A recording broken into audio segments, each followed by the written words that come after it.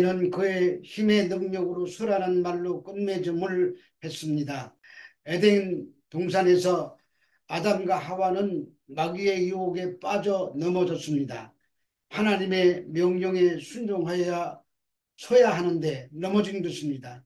그 결과 죄인이 되었으며 그의 후손들도 죄인이 되어 마귀의 종로로 타며 살다가 영원한 사망으로 떨어져야 하는 비극에 처하게 되었습니다. 하나님은 이런 인간을 긍휼히 여기셔서 하늘로 통하는 길을 열어 놓으셨습니다. 그러나 이 세상은 공중 권세 잡은 마귀가 막강한 권세로 모든 인간들의 영적 세계를 지배하며 영원한 사망으로 끌고 가려고 혈안이 되어 있습니다. 그래서 마귀는 전에 자기의 소유였던 성도들에게 끊임없이 유혹하며 불화살을 날려보내고 있습니다. 그런데 이 마귀와의 싸움은 사람의 의지나 힘으로 싸워 이기는 그런 싸움이 아니라 영적인 전쟁이기에 사람으로는 감당하기가 어렵습니다. 그래서 하나님의 전신갑주로 무장해야 하는 것입니다. 바울은 이 무장을 당시 로마 군인의 모습을 떠올리며 기록한 것으로 보이는데 오늘은 이 중 세 가지 무장에 대해서만 말씀드리도록 하겠습니다. 에베소서 4장 1절의 말씀입니다. 그러므로 주 안에서 갇힌 내가 너희를 권하노니 너희가 부르심을 받은 일에 합당하게 행하여. 여기서 너희가 부르심을 받은 일에 합당하게 행하여라는 말이 있습니다. 우리의 구원은 하나님의 부르심에서부터 시작이 됩니다. 그런데 부르심을 받은 일에 합당하게 행하라고 합니다. 이 합당하게 행하라는 말은 성도답게 행동하라는 말이 아니라 하나님께서 내가 너를 하나님의 나라의 군사로 불렀으니 반드시 그 부름에 합당한 자격을 갖춘 자로 훈련시켜 그렇게 만들어 내시겠다는 하나님의 주권적인 선언입니다. 우리나라의 남성들은 일정한 나이가 되면 군에 입대해야 합니다. 그래서 군에 입대했는데 조교가 테스트 해보고 야, 넌 도저히 안 되겠다. 집으로 돌아가라고 이렇게 돌려보내는 경우는 없습니다. 그런데 군대 가면 안 되는 것이 없습니다. 소화도 잘 되고 없던 밥맛도 생깁니다. 그래서 일단 입소하면 전쟁을 치를 능력을 가진 자로 반드시 만들어내고야 합니다. 이처럼 부르심에 합당하게 행하여라는 말도 그 정도로 강력한 하나님 쪽에서의 주권적인 선언입니다. 그 개념을 머리에 두고 14절을 보도록 하겠습니다.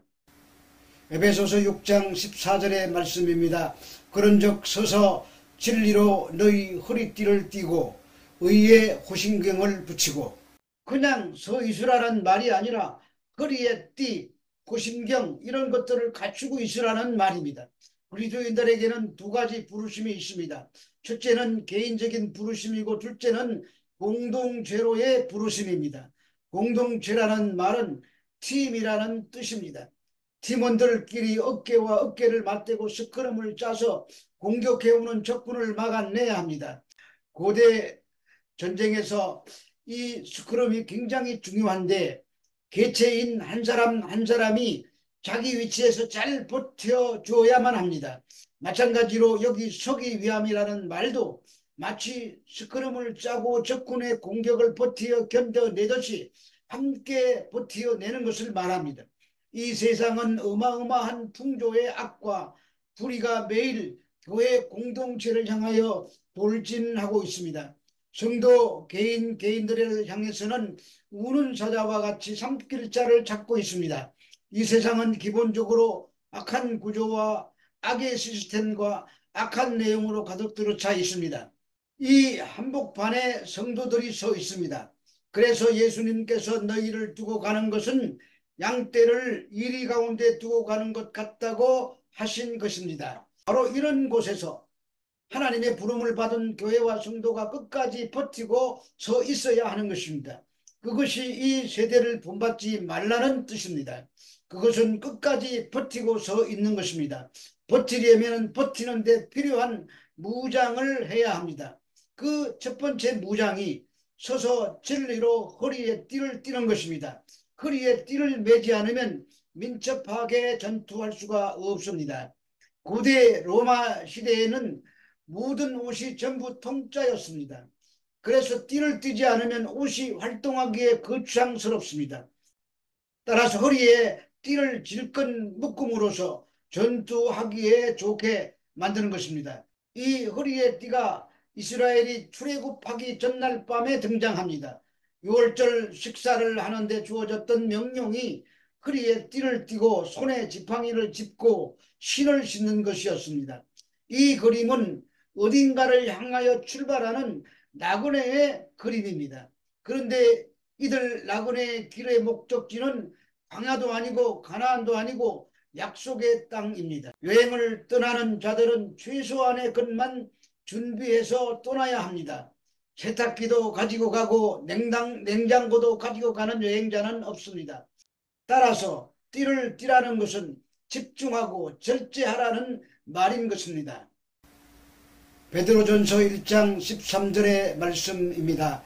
그러므로 너희의 마음의 허리를 동이고 건신하여 예수 그리스도께서 나타나실 때에 너희에게 가져다 주실 은혜를 온전히 바랄지어다. 그러므로 너희 마음의 허리를 동이고 건신하라고 합니다. 이 말이 절제하고 집중하라는 뜻입니다. 이 세상은 반드시 끝이 있습니다. 그러므로 성도는 종말론적 관심을 가지고 살아야 합니다. 그리고 그때에 너희에게 가져다 주실 은혜를 온전히 바라라고 합니다.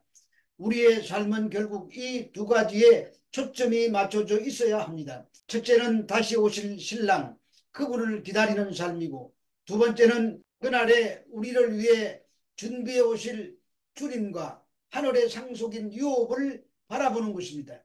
그런데 그냥 허리띠가 아니라 서서 진리로 너희 허리띠를 띠라고 합니다. 진리는 하나님의 말씀입니다. 그런데 그 말씀에서 우리의 시선이 멀어지면 이 땅의 욕망과 유혹에 코박고 거기에 도취해서 살아갈 수밖에 없습니다. 성도는 진리를 먹고 사는 자들입니다. 그런데 진리를 먹지 않고도 잘 사는 성도가 있다면 그에게는 또 다른 양식이 있다는 말입니다. 그런 양식을 먹는 것을 성경은 음행이라고 말합니다. 신부는 신랑이 가져다 주는 것만으로 살아야지 옆집 아저씨가 가져다 주는 것 받아먹고 살면 이상합니다. 예수님으로부터 나오는 양식을 먹지 않고 내가 지금 살고 있다면 우리는 다른 양식을 먹고 있다는 증거가 되는 것입니다. 진리로 허리에 띠를 띠라는 말은 성경의 말씀을 통해서 십자가에서 눈을 떼지 말고 오직 다시 오실 신랑의 시간에 모든 삶의 에너지와 초점을 집중하라는 말입니다. 두 번째 무장은 의의 호심경을 붙이는 것입니다. 이 호심경은 병사들이 전쟁을 나갈 때 가슴에 붙이는 보호장비입니다. 그런데 전쟁 때에는 이 흉배에다가 물을 푹 담아서 물을 잔뜩 먹입니다. 옛날 전투는 화살 끝에다가 기름을 먹이고 불을 붙여서 쏘는 화전이 많았습니다. 만약 흉배에 물을 적시지 않으면 불화살이 날아와서 몸에 맞으면 온몸에 불이 붙습니다. 그러면 흉배가 감싸고 있는 심장이나 내장이 손상을 입게 됩니다. 이 그림을 사람의 내면 세계로 옮겨보겠습니다. 진짜 마귀의 싸움은 사람들의 내면에서 일어나기 때문입니다. 사람들은 어떤 일을 하거나 사람과 사람 사이의 관계 속에서 논리적으로 설득이 돼서 그렇군요, 제가 틀렸습니다, 이런 사람 없습니다. 타락한 사람은 논리적으로 이성적으로 설득해서 설득되는 존재가 아닙니다. 사람은 굉장히 이모션한 존재, 즉 감정적인 존재여서 다른 사람이 아무리 옳고 천사 같은 얘기를 해도 속에서는 감정적으로는 웃기는 소리 한다고 합니다. 이걸 누가 가장 잘 간파하는가 하면 사탄입니다. 인간은 이성과 논리로 설득이 안 된다는 것을 마귀는 귀신같이 잘 압니다. 그래서 마귀는 그런 이성이라는 논리적인 부분은 절대로 건드리지 않습니다. 언제나 사탄이 공격하는 것은 사람의 감정을 자극해서 기분 나쁘게 만듭니다. 이처럼 마귀는 공동체 안이나 가정 안에서 집중적으로 공격하는 부분이 감정입니다. 마귀는 거기에다가 불을 확 질러버립니다. 그래서 낙심하게 되고 손틀게 만들어버립니다.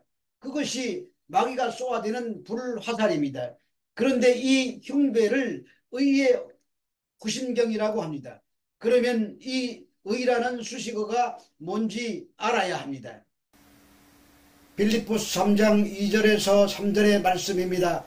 계들을 삼가하고 행악하는 자들을 삼가하고 몸을 상해하는 일을 삼가하라. 하나님의 성령으로 봉사하며 그리스도 예수로 자랑하고 육체를 신뢰하지 아니하는 우리가 곧 할례파라. 이 부분을 이해하려면 알아야 할 것이 있습니다. 우리가 기분이 나빠지고 마음이 불편하고 감정이 상할 때는 항상 그 저변의 이유를 정직하게 들여다보면 두 가지입니다. 자기 자랑과 자기의 의가 충족이 안 될 때 기분이 나빠지고 불편해집니다. 그래서 하나님의 성령으로 봉사하며 예수로 자랑하라고 하는 것입니다. 그분이 가져다 주신 의만으로 폭탄 같은 감정을 잘 다스릴 수 있다는 말입니다. 그래서 바울은 십자가만 자랑하겠다고 한 것입니다. 그 십자가는 나를 잘 설명하는 지점입니다. 내가 얼마나 진노와 사망과 죽음의 자리에 놓여 있었던가를 깨닫게 만드는 것입니다. 그런데 거기에 그리스도께서 나 대신 자기의 의를 드러내셨습니다. 그러므로 우리는 자랑할 것이 없는 존재들입니다. 에베소서 6장 15절의 말씀입니다. 평안의 복음이 준비한 것으로 신을 신고, 헌신갑주의 세 번째 무장이 평안의 복음이 준비한 것으로 신을 신는 것입니다. 여기에서 준비한 것에 해당하는 헬라어 헤토이 마시아는 시편 8편 1절에서 9편 14절에 나오는 말씀인데, 악의 세력과의 전투에 대항하기 위하여 평안의 복음으로 준비된 상태를 말합니다. 우선 군인에게 실은 생명과도 같습니다. 전쟁터로 나가면 수많은 위험 요소들이 주변에 깔려 있습니다. 유리조각, 못, 돌멩이, 웅덩이, 가시덤불, 가시철망, 지뢰 등등 수많은 장애물들이 있습니다. 군인들에게 발은 기동력이고 생명입니다. 이 기동력은 발에서 나옵니다. 근데 이 신 앞에 수식어가 붙어 있습니다. 평안의 복음이 준비한 것으로 신을 신고, 이 평안은 세상의 물질이 가져다주는 그런 평안이 아닙니다. 십자가를 통하여 죽음에서 해방된 자들이 누리는 평안입니다. 오늘 이 모든 무장의 덕목들은 외형적인 싸움보다는 사실은 우리 내면의 치열한 전투를 설명하고 있습니다. 그 핵심적 가치는 두 가지입니다. 십자가와 하나님의 말씀입니다. 이것이 아니면 우리의 내면의 세계가 무너지면서 삶이 뒤죽박죽이 됩니다. 의의 호심경을 붙이고 진리의 허리띠를 띠는 것은 가야 되는 방향과 목적지를 가기 위해서 우리의 모든 삶을 동여매는 것입니다. 그리고 이 세상이 흔들 수 없는 평안의 복음의 실은 결국 복음의 가치를 설명하는 말입니다. 세상이 주는 평안은 잠깐 있다가 사라지는 평안이지만 그리스도인들이 누리는 평안은 흔들 수 없는 십자가에서 나오는 평안입니다.